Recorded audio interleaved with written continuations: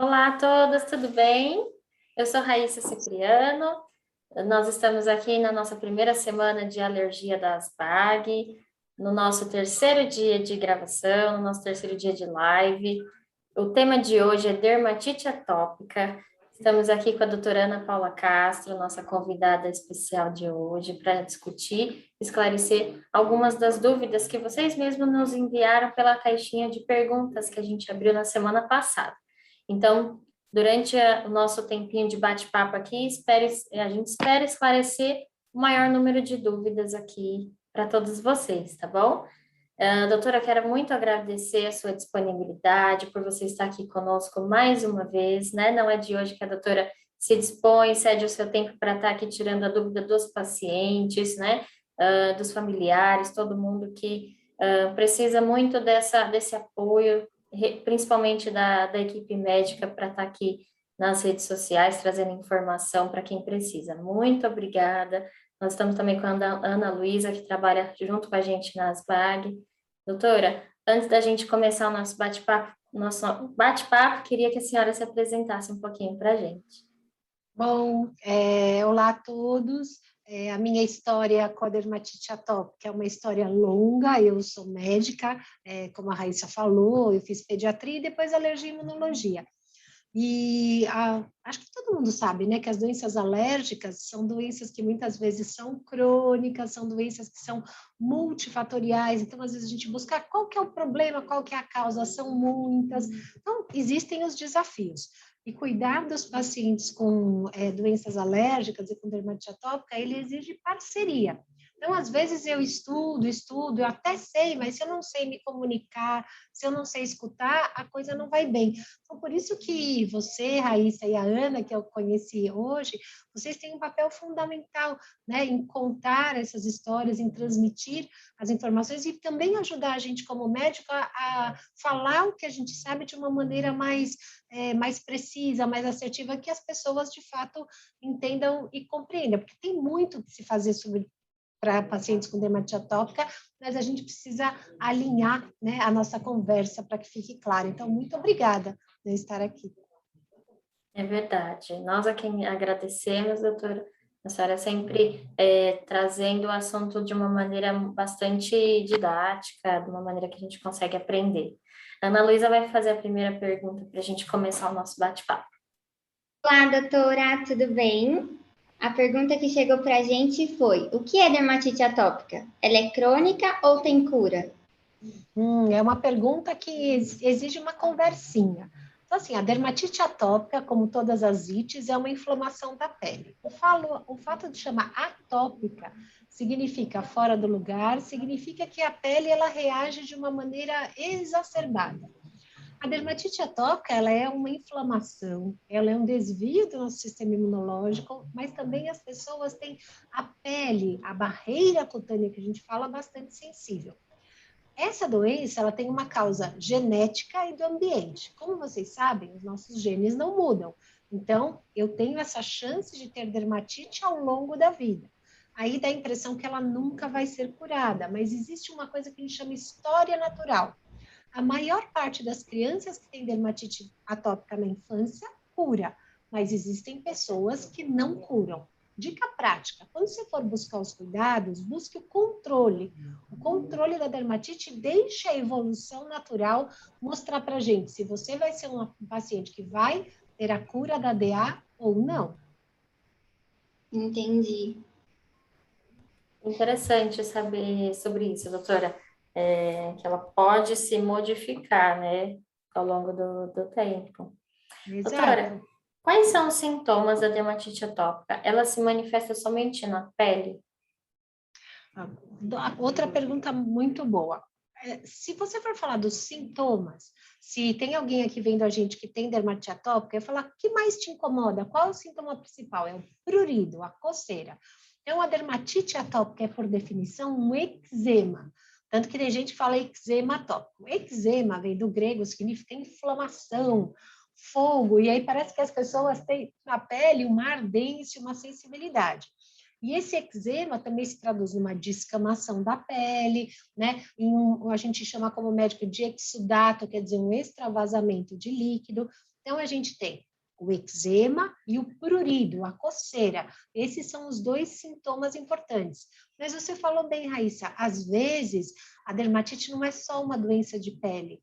Esse prurido, essa coceira, ele afeta o sono, esse prurido, ele compromete demais a qualidade de vida das pessoas, e com isso você tem um estilo de vida que fica muito, muito, muito atrapalhado. Então, ela não é só uma doença de pele.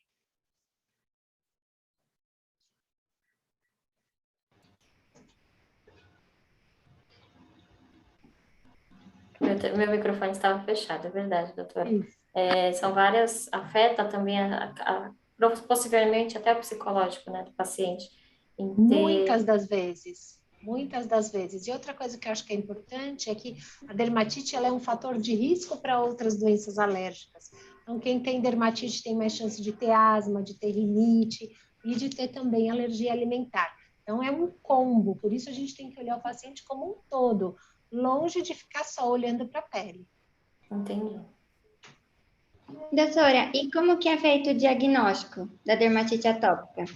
O diagnóstico ele é feito clinicamente, quer dizer, um exame, uma escuta do médico, e aí, que nem a gente falou, é um quadro crônico, então normalmente você tem que ter mais de 6 meses de história, e só que a dermatite ela tem distribuição característica, quer dizer, as lesões elas são muito características e vão se distribuindo ao longo da idade. Normalmente o bebê tem lesão nas bochechas e no que a gente chama de face extensora.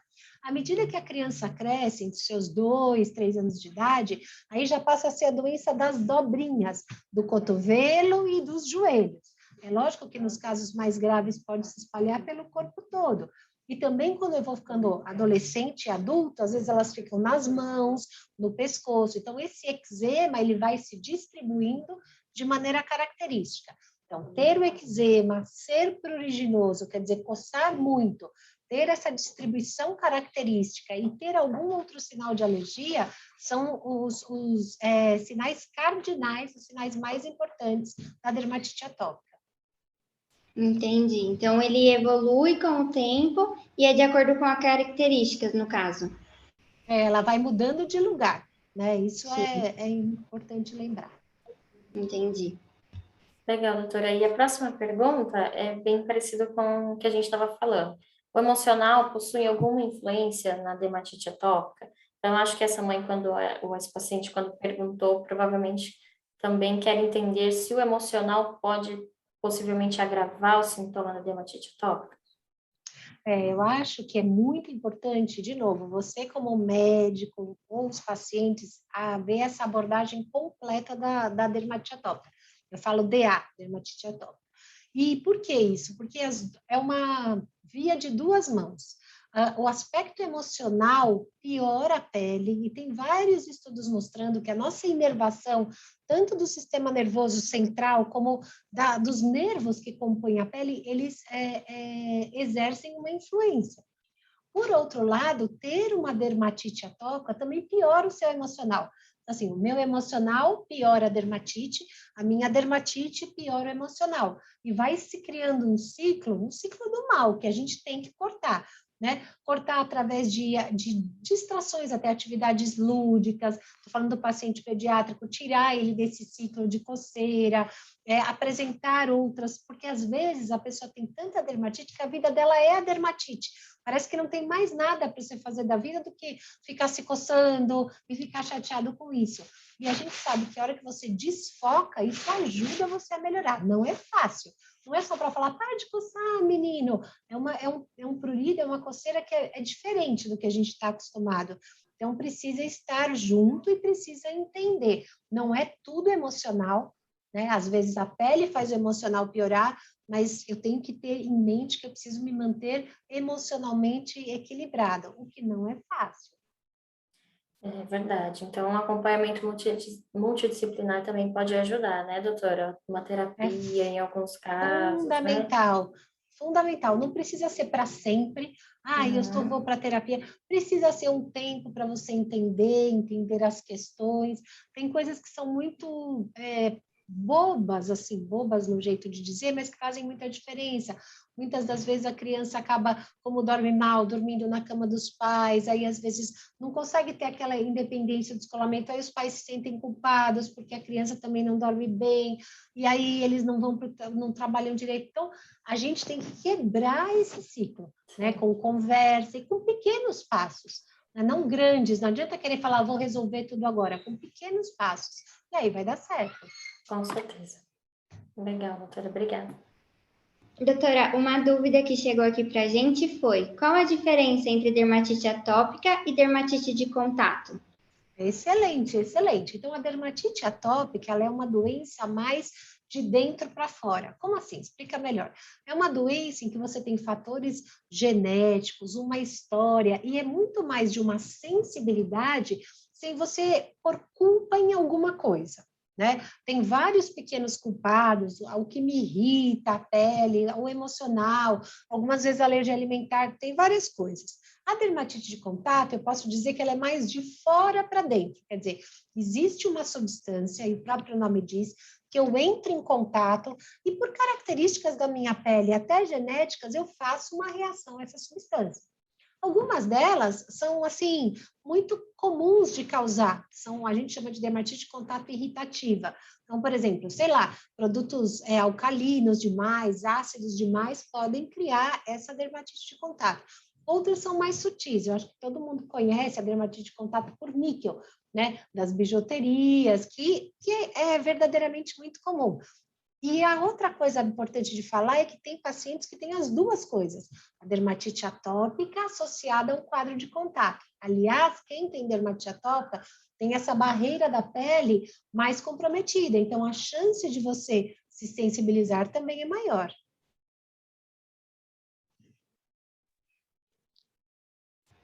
Estava desligada. Mas que legal, perfeito. Essa diferença, né? E que uma acaba juntando a outra, no caso. Às vezes, Perfeito. sim. Doutora, a dermatite atópica, ela pode ser confundida ou até mesmo esconder algum tipo de doença rara? Pode. E é uma excelente pergunta, né? Na verdade, eu vou falar da área que é a minha especialidade, que é a alergia e imunologia. Então, as doenças alérgicas são muito frequentes, mas existem doenças que são deficiências imunológicas.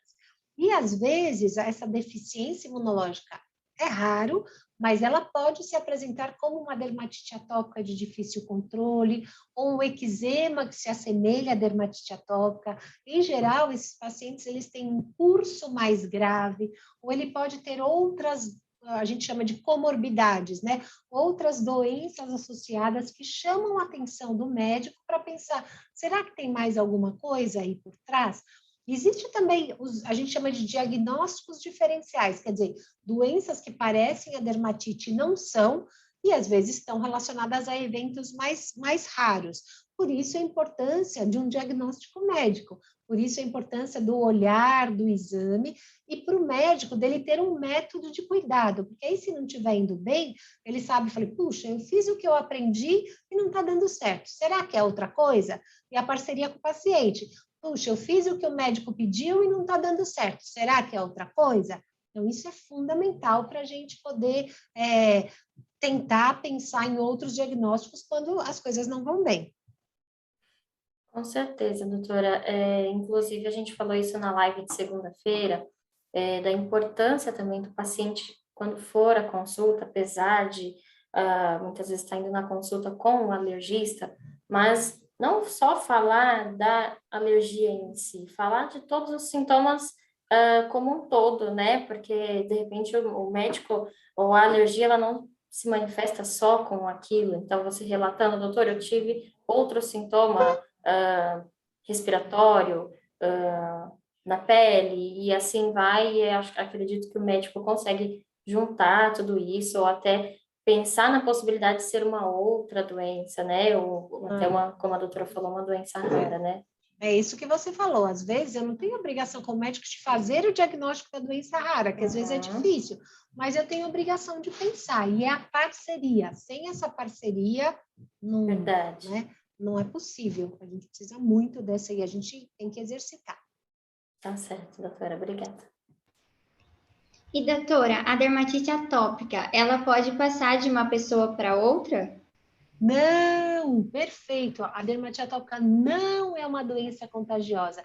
E certamente quem fez essa pergunta já deve ter passado por isso, né? E existe um capítulo, eu não sei se a gente vai conversar sobre isso, que é o bullying, né? Tem várias crianças que são, né, que vários pais relatam como sofrem, e uma das coisas é esse medo do contágio. A dermatite atópica ela é uma doença minha, nossa, por características do ambiente comigo e a minha genética. Ela não é uma doença contagiosa, né? Isso é muito importante, porque isso causa muito desconforto. A criança já está mega chateada porque coça, mega chateada porque às vezes arde a pele.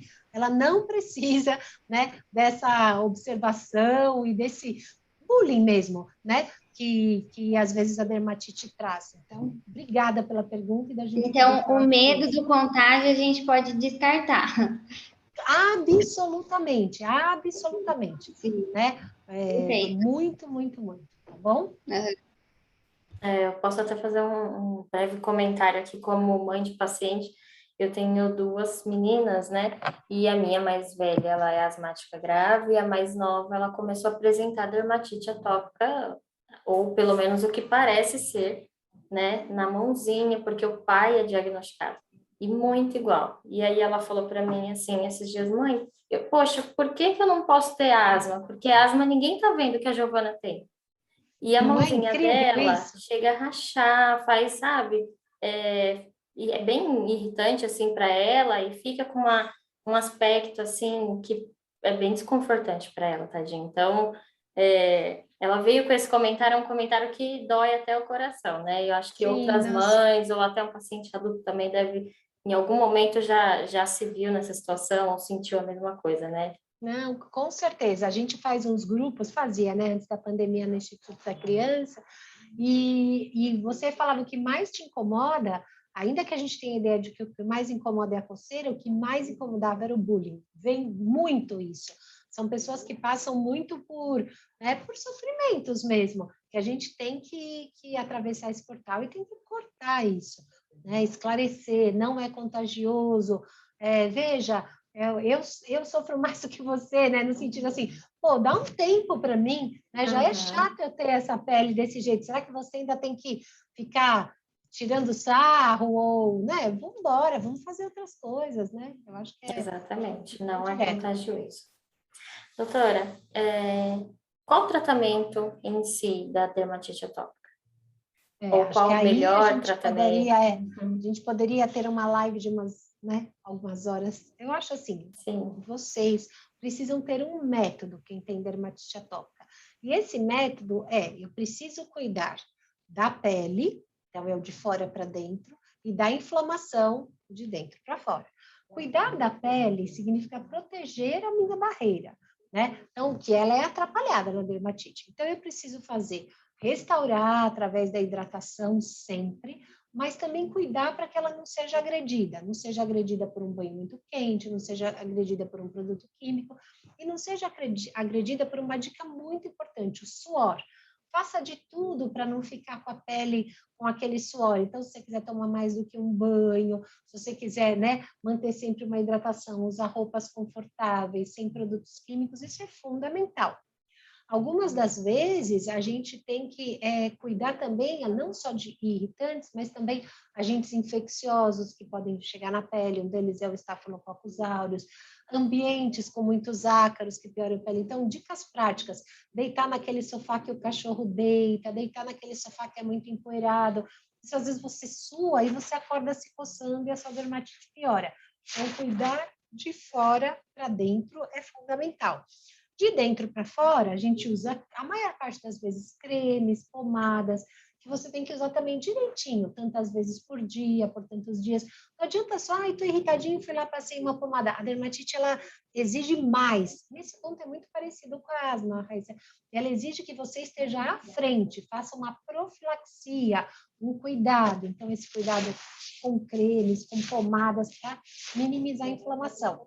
Algumas vezes você pode ter uma alergia alimentar associada, então é importante fazer o diagnóstico certo, se necessário excluir, né? E aí, e também cuidar daqui, da mente, como a gente falou. Então, manter outras atividades, manter, se precisar, um trabalho com uma terapia, isso tudo é muito bem-vindo para você ir a cada dia enfrentando o desafio. A gente não consegue prometer a cura, a gente falou isso no começo, mas a gente tem que ter uma melhora, a gente tem inúmeras possibilidades. E hoje a gente tem estratégias para dermatite atópica grave, bastante interessantes também, então a gente precisa da parceria e do cuidado, sim, e dá para melhorar muito.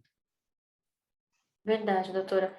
O controle é o mais importante, né? Dá para ter qualidade Exato. de vida. Essa pergunta não chegou, mas é possível o paciente ficar completamente assintomático, fazendo o tratamento correto? É possível, assim, às vezes a gente ouve falar, mas a dermatite não tem cura. O que acontece como eu disse, ela tem uma história e a maior parte dos pacientes se cura, né, dessa história natural. E aí, nos casos mais leves, você fazendo os cuidados, a pele fica muito próxima do assintomático, num caso mais leve. Um caso mais moderado ou grave, é mais difícil, a gente tem que ver se essa história natural vai ser de cura, se esse paciente vai melhorar sozinho, e a gente vai cuidando ao longo do tempo, ou se a gente vai precisar e poder fazer alguma estratégia diferente de cuidado, né? Legal. E doutora, tem algum hidratante específico para dermatite atópica? Tem o hidratante que você usa, né? Então, na verdade, assim, a gente tem, lógico, o clássico, a gente usa sempre hidratantes sem perfume, né? Sem álcool, que sejam apropriados para dermatite atópica. Nesse contexto, a gente não usa hidratantes que contenham ureia, quando as lesões estão mais agudas. Mas no dia a dia, você tem, sei lá, acho que vou chutar, 15, 20 marcas possíveis de hidratantes para dermatite atópica, você tem que adequar o seu gosto, o custo, porque você tem que passar todos os dias. Não é para você ficar economizando. Então, dentre os hipoalergênicos, temos de vários gostos, né? E às vezes vale a pena você testar um, testar outro, para ver qual você se adapta mais. Entendi, perfeito, obrigada. Doutora, além do tratamento, né, que deve ser feito à risca todos os dias, há algo que o paciente, né, chegou a se perguntar, algo que devemos evitar para não piorar as lesões? Sim, os irritantes, e às vezes esses irritantes, eles são muito particulares, assim, né? Como eu disse, eu acho que o suor é para todo mundo, e às vezes esse suor, ele vem, por exemplo, se você é mãe, pai, às vezes ele vem de ficar sentado naquela cadeira do carro, e aí as costas suam e vem uma irritação, e você não percebe. Às vezes ele vem daquela camiseta de time de futebol, que você passa, seu filho passa o tempo inteiro com ela, corre, vai para lá, vai para cá, e você esquece de tirar, ou ele esquece de tirar. Então, essa questão do suor. Às vezes o adolescente gosta de um banho demorado, muito tempo, isso tudo resseca. Então, esses são cuidados, um amaciante de roupa, uma troca de sabão em pó e um enxágue inadequado. Então, tudo isso a gente precisa ter muita vigilância e perceber. Algumas vezes infecções por estafilococcus, aí o médico, lógico, tem que ajudar. Então, tem algumas coisas de fora, né, que a gente precisa e pode cuidar. E às vezes você fala assim, mas eu já faço tudo isso. Sempre vale a pena passar uma visita com o médico de novo, item por item, para ver se a gente consegue resgatar alguma coisa. Uma coisa que se pergunta muito é dos alimentos, né? Sim, tem alimentos que pioram a dermatite, eu preciso de uma dieta sem corantes, sem conservantes? O que a gente sabe é que seria bom você ter uma dieta saudável. O que é uma dieta saudável? Menos alimentos ultraprocessados. Então, quando você fala de corante conservante, não é que eles dão dermatite, mas ter uma dieta muito inadequada pode fazer você ter uma microbiota, que são as bactérias que moram na gente muito inadequadas, e aumentar o risco de você piorar da dermatite. E alguns pacientes têm alergia alimentar específica, alergia a leite, a ovo. Realmente, aí a gente tem que fazer a exclusão por um tempo e depois introduzir, né? Acho que esses são cuidados que vão além aí de passar os cremes e de, né, manter essa estrutura de vida mais saudável. Verdade, doutora. Além disso, qual a relação, assim, e se há uma relação da dermatite atópica com a asma? Há um tempo atrás, a doutora já até gravou um vídeo para nós falando da dermatite atópica e asma grave, né? É possível uma causar a outra ou uma desencadear a outra? Qual a relação de ambas? Na verdade, as duas, elas fazem parte de um mesmo time. Não é que uma vai causar a outra vai causar uma, mas as duas são parte de um mesmo time. Então, quando eu começo a minha história tendo dermatite atópica, especialmente se a dermatite atópica for grave, a chance de eu vir a ter asma é muito maior do que as pessoas que não têm, por um conceito que a gente chama de marcha atópica. Então, quem tem o pacote genético para fazer dermatite e faz, e se for grave, aumenta muito o risco. Não é exatamente uma causalidade, né? Sei lá, por exemplo, deixa eu fazer um exemplo. Se você pega o vírus, o herpes zoster, você vai ter catapora. Não é assim uma causa tão, mas é um fator de risco muito importante. A segunda coisa, que aí a resposta é não sei, eu posso fazer alguma coisa para, já que eu tenho dermatite, eu não desenvolver asma? Isso a gente ainda não sabe dar uma dica poderosa. O que a gente acha, os estudos acham, é que se eu cuidar bem da minha dermatite atópica, ela não ser um quadro grave, isso talvez possa minimizar o risco de uma asma grave. Mas elas são muito parceiras, sim, né? Nessa concomitância, né? Nessa presença conjunta de asma e dermatite atópica. Perfeito, doutora. Então, sempre, né, assim como a asma também é uma doença alérgica e inflamatória crônica, as alergias também, né, como a doutora falou, estão nesse pacote, então é mais do que imprescindível o paciente fazer o tratamento de uma para controlar a outra e vice-versa, né? Perfeito. Foram essas perguntas que chegaram para a gente. Eu acho que deu para a gente aprender bastante em relação sobre o tema. Dermatite atópica, apesar de ser, assim, não tão muito divulgado, né, ao longo do ano, mas é muito frequente entre os pacientes, né? Então, e nem sempre o asmático, nem sempre a pessoa tem asma, mas por algum motivo acaba apresentando algum sintoma e aí acredita que, porque eu tenho a dermatite, eu posso ter asma também, né? Então, é legal tirar essas dúvidas e entender melhor. Doutora, queria agradecer mais uma vez pela senhora estar aqui com a gente, pela sua disponibilidade. É sempre uma honra tê-la aqui conosco de verdade. A doutora quer deixar algum recado para os pacientes, para as pessoas que convivem com a dermatite atópica?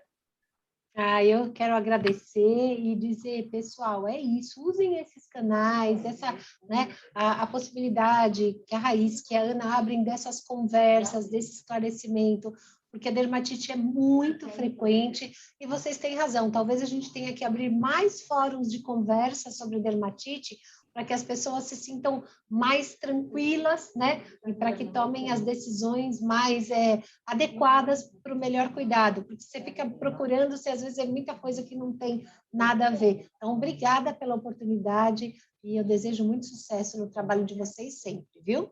Muito obrigada, doutora. A Obrigada. conscientização é tudo. Exato. E com isso, né, é a nossa primeira semana de alergia, é o primeiro ano que a gente promove esses dias aí de bate-papo, mas eu quero agradecer muito aos apoiadores, às instituições que acreditaram nessa nossa primeira iniciativa.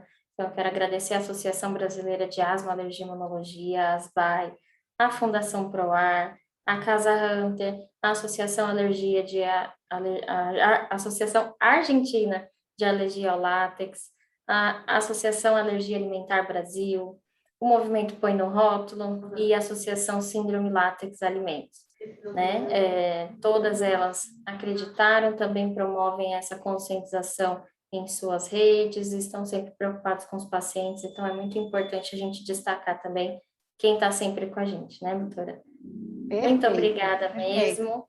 E a gente vai continuar mantendo aqui o contato, deixando os nossos contatos aqui, os nossos canais de comunicação aqui na descrição do vídeo, onde os pacientes podem continuar também mandando essas dúvidas para a gente seguir aí tentando ajudá-los de alguma forma. Muito obrigada, doutora, e muito obrigada a todos que ficaram até o final. Um beijo. Obrigada, gente. Muita saúde para Obrigada. todo mundo. Tchau, Amém, tchau. obrigada.